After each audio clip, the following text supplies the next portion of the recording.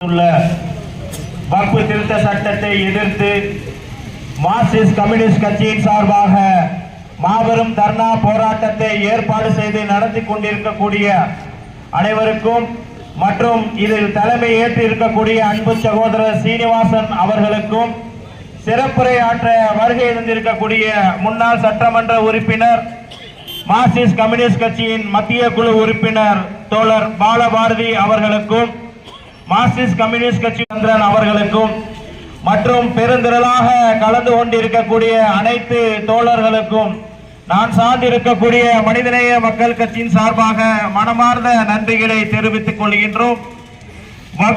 அவர்களுக்கும் அதுபோல உச்ச நீதிமன்றத்தில் வழக்கு தொடர்ந்த மார்க்சிஸ்ட் கம்யூனிஸ்ட் கட்சிக்கும் மனமார்ந்த நன்றிகளை தெரிவித்துக் கொள்கின்றோம். அதுபோல வக்ஃபு திருத்த சட்டத்திற்கு எதிராக இஸ்லாமியர்களுடைய சொத்துக்களை திருடுவதற்காக கொண்டுவரப்பட்ட சட்டம் என்று இன்று நாடு முழுவதும் பேசப்பட்டுக் கொண்டிருக்கின்றது. வக்ஃபு திருத்த சட்டத்தை யார் கேட்டார்கள்? இந்த மதவாத பாஜக அரசுக்கு இதுதான் வேலையா? மதசார்பற்ற நாட்டிலே மதவாதத்தை திரித்துக் கொண்டிருக்கக்கூடிய பாரதிய ஜனதா அரசாங்கம் ஒரு ஆய்வில் தெரிவிக்கப்பட்டிருக்கிறது என்னவென்றால், அந்த கைப்பற்றும் விதமாகத்தான் வக்ஃபு திருத்த சட்டத்தை கொண்டு வந்திருக்கிறார்கள். இன்றைக்கு ஆளக்கூடிய பாரதிய ஜனதா அரசாங்கம் யாருக்காக ஆட்சி நடத்தி கொண்டிருக்கின்றார்கள் என்று அனைவருக்குமே தெரியுமே. அதானி அம்பானி உலக பணக்காரர்கள் ஆகிக்கொண்டிருக்கிறார்களே, அதற்கெல்லாம் யாரு காரணம்? இந்திய நாட்டுடைய வளங்களை அதானி அம்பானிகளுக்கு ஒன்றிய பாஜக அரசு தாரை வார்த்துக் கொண்டிருக்கின்றது.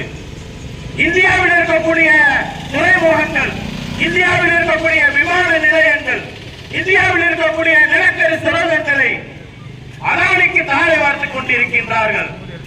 2016 முதல் அதானியுடைய நிலைமை என்ன? இன்றைக்கு போது கடுமையாக எதிர்கட்சிகள் எதிர்ப்பு தெரிவித்த போது அவை நாடாளுமன்றத்தில் ஜாயிண்ட் பார்லிமெண்ட் கமிட்டி கூட்டுக்குழு விசாரணைக்கு அனுப்பப்பட்டது. அந்த கூட்டுக்குழு விசாரணையில எதிர்கட்சிகள் வைத்த அத்தனை கோரிக்கைகளும் நிராகரிக்கப்பட்டிருக்கிறது. அப்பதான் இவர்கள் நோக்கம் என்ன? அந்த கூட்டுக்குழு எதற்காக அமைத்தார்கள்? எதற்காக மக்களுடைய கருத்துக்களை கேட்டார்கள்? சென்னையில் வந்து ஆய்வு நடத்தினாங்க பார்லிமெண்ட் கமிட்டி. அங்க மக்களுடைய கோரிக்கையை அனைத்தும் நிராகரித்து விட்டு கடந்த ஏப்ரல் 2 நாடாளுமன்றத்தில் அவசர கதியில வக்ஃபு திருத்த சட்டத்தை தாக்கல் செஞ்சிருக்காங்க. இந்த உலகத்தில் எங்கேயாவது கேள்விப்பட்டிருக்கோமா? நைட்டு 2 மணி வரை நாடாளுமன்றம் நடைபெற்றிருக்கு. ஏன் மறுநாள் நடத்த வேண்டியதானே? இந்த உலகத்தில் எங்கேயாவது இந்த மாதிரி அநியாயம் நடக்குமா? இந்த மாதிரி மோசமான ஜனநாயக நாட்டை மோசமான நிலைக்கு கொண்டு சென்று கொண்டிருக்கிறார்களே. அது வக்ஃபு திருத்த சட்டத்திற்கு எதிராக ஆதரவாக 288 வாக்குகளும் எதிராக 232 வாக்குகள் பதிவாகிருக்கு. அப்ப 232 பேர்களை எதிர்ப்பு தெரிவிச்சிருக்காங்க. உடனடியாக மறுநாள் மாநிலங்களவையில் அந்த சட்டத்தை தாக்கல் செய்றீங்க. 125 பேரு அதற்கு ஆதரவாகவும் அந்த வக்ஃபு திருத்த சட்டத்துக்கு எதிராக 95 பேர் வாக்களித்திருக்காங்க. இந்த நோக்கம் என்ன? இஸ்லாமியர்களை நாடு முழுவதும் வஞ்சித்துக் கொண்டே இருக்கணும். RSS என்ன சொல்கிறதோ அதை செயல்படுத்திக் கொண்டிருக்கிறது இந்த பாரதிய அரசாங்கம். பொது சிவில் சட்டத்தை யாருக்காக கொண்டு வர்றாங்க? இந்தியா ஒரு மதசார்பற்ற நாடா இல்லையா? நாங்க கேட்கிறோம். இந்தியா ஒரு ஜனநாயக வழியில் செல்லக்கூடிய மதசார்பற்ற நாடா இல்லையா? மதவாத நாடாக மாற்றக்கூடிய வேலைகளை செய்யக்கூடிய ஏன் செய்றீங்க? 80 கோடி பேர் ஏழைகள் ஆகிட்டு இருக்காங்க. 40 கோடிக்கு அதிகமான இளைஞர்கள் வேலை தேடிக் கொண்டிருக்கிறாங்க. இந்தியாவுடைய பொருளாதார வீழ்ச்சி, GDP என்று சொல்லக்கூடிய பொருளாதார வீழ்ச்சி 5% கீழே போய்கிட்டு இருக்கு. இந்தியாவுடைய பண மதிப்பு நிலை தெரியுமா? $84 ஆயிருக்கு. இன்னைக்கு அமெரிக்கா இந்தியா மேல வரி விதிச்சுட்டு இருக்காங்க. அவருக்கு எதிர்த்து உங்களால வாய் திறக்க முடியுதா? இன்னைக்கு நாடாளுமன்றத்தை ராத்திரி இரவு முழுவதும் திறந்து வச்சு நீங்க வக்ஃபு சட்டத்துக்கு ஏதாவது விவாதம் நடத்துறீங்களா? உங்கள்ட்ட யாரு கேட்டா இதனால என்ன பயன்? பொது சிவில் சட்டம், அதுபோல வக்ஃபு திருத்த சட்டம், முத்தலாக் தடை சட்டம், காஷ்மீர் மாநிலத்திற்கு வழங்கியிருந்த 370 சிறப்பு சட்டத்தை நீக்கி இருக்கீங்க. அந்த காஷ்மீர் மாநிலத்திற்கு வழங்கக்கூடிய 370 சட்ட பிரிவுகள் முக்கியமான சரத்து என்னன்னா, வெளி மாநிலத்தை சார்ந்தவர் யாருமே அந்த மாநிலத்தை நிலம் வாங்க முடியாது. இன்னைக்கு அம்பானி நிலம் வாங்குவதற்காகத்தான் அந்த சட்டப்பிரிவே நீக்கி அந்த மாநிலத்தையே சின்னாபின்னமாக்கி யூனியன் பிரதேசமா மாற்றி வச்சிருக்கீங்க. இன்றைக்கு மதவாதத்தை நோக்கி இந்த நாடு சென்று கொண்டிருக்கின்றது. வட மாநிலங்கள் எங்கு பார்த்தாலும் கலவரம். பள்ளிவாசல் முன்னாடி பார்த்தா ஆயுதங்களை வைத்துக் கொண்டு ஆடி டான்ஸ் ஆடிக்கிட்டு இருக்காங்க. பெண்களை கூப்பிட்டு வந்து வண்டியில வச்சு ஆபாச நடனம் ஆடி கொண்டிருக்காங்க. பயங்கரமான கத்தி ஆயுதங்களை வைத்து டான்ஸ் ஆடுறீங்க. இந்த இளைஞர்களுக்கு வேலை இருந்தாலும் எவனாலும் ஒருத்தர் ரோட்ல வந்து ஆடுவானா? சம்பரிவார கும்பல் இளைஞர்களுக்கு எதிராக வன்முறையை அவர்கள் தூண்டி விடுகின்றார்கள். நேற்றைய டெல்லியில் ஆளக்கூடிய பாஜக அரசு என்ன செஞ்சிருக்கு?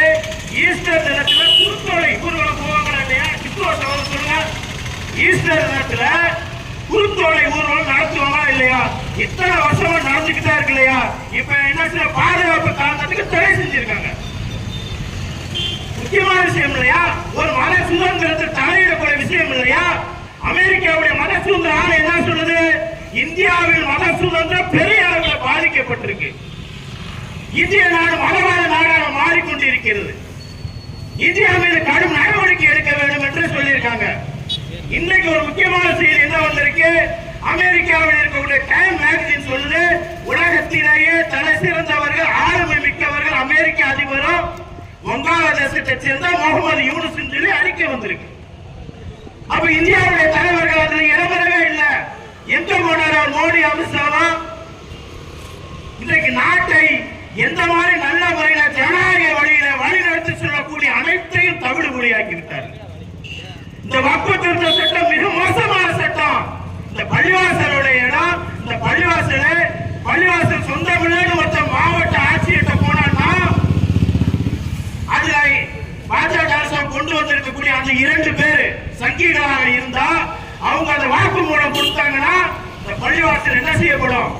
அரசாங்கத்துடைய கட்டுக்கோப்புல செல்லும்.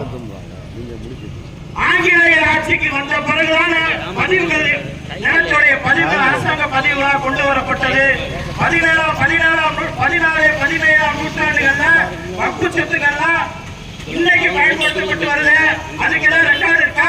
அனுபவ பாத்தியத்தில் இருக்கக்கூடிய சொத்துக்களை பூரா அரசு புறம்போக்கு சொத்துக்களாக நினைத்து எந்த சொத்துக்களை கையகப்படுத்தும். எதிர்கட்சிகள் கொடுத்த அனைத்து திருத்தங்களையும் உடனே நிறைவேற்றிருக்காங்க.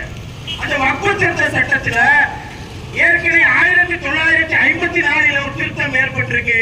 2025 எத்தனை திருத்தங்கள்? 44 முக்கிய திருத்தங்கள் உட்பட 115 திருத்தங்களை கொண்டு வந்து இவர்கள் இஷ்டத்திற்கு போல இதை மாற்றி இருக்கிறாங்க. இந்தியாவுடைய பொதுத்துறை நிறுவனங்களை அம்பானிகளுக்கு தாழ வைத்திருக்காங்க. பொது சொத்துக்களை விட்டு இருக்கிறார்கள். புள்ளிவிவரம் சொல்லுது 5,65,00,000 ரூபாய் மதிப்புள்ள இந்தியாவுடைய பொது சொத்துக்களை ஒன்றிய பாஜக அரசுக்கு வித்து இருக்கு. இன்னைக்கு நான் தகவல் இன்னும் 2 லட்சம் கோடி மதிப்பிலான அரசு சொத்துக்களை என்ன செய்ய போறாங்க? விற்க போறாங்க. 200 லட்சம் கோடி கடனாகி இருக்கிறது. 2014 இந்தியாவுடைய கடன் காங்கிரஸ் ஆட்சி காலத்தில் டாக்டர் மன்மோகன் சிங் இருந்த போது இந்தியாவுடைய கடன் 54 லட்சம் கோடி. ஆனா இன்னைக்கு என்ன? 200 லட்சம் கோடியாக இன்றைக்கு கடன் ஆயிருக்கு. இந்திய மக்களுடைய பெரும்பாலான வரிப்பணம் வட்டிக்கு செலுத்திக் கொண்டிருக்கிறார்கள். இதை பத்தி நான் கவலைப்பட வேணாமா? பக்கத்தில் இருக்க சீனா எத்தனை நாடுகள் தொழில் வளர்ச்சியில, தொழில் புரட்சியில, உட்கட்டமைப்புல முன்னேறிக்கிட்டு இருக்காங்க. நீங்க நாட்டு மக்களை எந்த மாதிரி கொண்டு வந்திருக்கீங்க? என்ன வளர்ச்சி இருக்கு இந்த நாட்டுல? கச்சா எண்ணெய் விலை என்ன வித்துக்கிட்டு இருக்கு? 70 ரூபாய் டாலர். காங்கிரஸ் ஆட்சி காலத்துல 137 ரூபாய் டாலர் வித்துக்கிட்டு இருக்கு. ஆனா இன்னைக்கு பெட்ரோல் டீசல் 70 ரூபாய்க்கு கொடுக்கணும். ஆனா இன்னைக்கு கட்டும் இந்த பெட்ரோல் டீசல் விலை உயர்வு சிங்கத்தை அப்படி கட்டணங்களால இன்றைக்கு நாடு முழுவதும் விலைவாசி உயர்வு, மக்கள் பெரிதளவு பாதிக்கப்பட்டிருக்காங்க. இந்த நேரத்தில் உச்ச நீதிமன்றத்தில் 120க்கும் மேற்பட்டவர்கள் திமுக, காங்கிரஸ், இந்திய யூனியன் முஸ்லீம் லீக் உள்ளிட்ட மார்க்சிஸ்ட் கம்யூனிஸ்ட் உள்ளிட்ட எங்களுடைய மனிதநேய மக்கள் கட்சி உள்ளிட்ட பல்வேறு அமைப்புகள் தொடர்ந்த வழக்குல ஒரு இடைக்கால இந்த வக்ஃபு திருத்த சட்டத்துக்கு எதிராக ஒரு இடைக்கால தீர்ப்பை, ஒரு இடைக்கால நிவாரணத்தை உச்ச நீதிமன்றம் வழங்கி இருக்கிறது. அன்பார்ந்த பெரியவர்களே, சகோதரர்களே, இதை நிரந்தர தடை விதிக்க வேண்டும் தான். ஏன் இந்த ஆர்ப்பாட்டத்தை நாங்க இங்க நடத்துறோம்? எங்களுடைய எதிர்ப்பை எங்க செய்யணும்? உளவுத்துறை மத்திய அரசு கூட்டு செல்வா இல்லையா? அதனால நம்ம மார்க்சிஸ்ட் கம்யூனிஸ்ட் தமிழ்நாட்டுல ஆர்ப்பாட்டம் நடத்துறோம். தீர்ப்பு வந்துருச்சு, நம்மளோட அமைதியா உட்கார்ந்திருக்க முடியுமா? நிச்சயமாக கூடாது. எந்த அளவுக்கு நாம் நமது எதிர்ப்புகளை பதிவு செய்கிறோமோ அப்பதான் உச்ச நீதிமன்றத்தில் நம்மளுடைய கோரிக்கை வெல்லும். இந்தியா முழுவதும் எதிர்ப்பு இருக்கா இல்லையா? அதனாலதான் இன்னைக்கு இடைக்கால தடை வச்சிருக்காங்க. பாபர் மசூதி போல தீர்ப்பு போல இந்த வக்ஃபு திருத்த சட்ட தீர்ப்பு அமைந்துவிடக் கூடாது என்ற இந்த நேரத்தில் கேட்டுக்கொண்டு இந்த ஆர்ப்பாட்டத்தை மிக சிறப்பாக ஒருங்கிணைத்து நடத்தி கொண்டிருக்கக்கூடிய மார்க்சிஸ்ட் கம்யூனிஸ்ட் கட்சி தோழர்களுக்கும் வருகையிலிருந்து சிறப்பித்த அனைவருக்கும் மனிதநேய மக்கள் கட்சியின் சார்பாக மனமார்ந்த நன்றிகளை தெரிவித்துக் கொள்கின்றேன். நன்றி.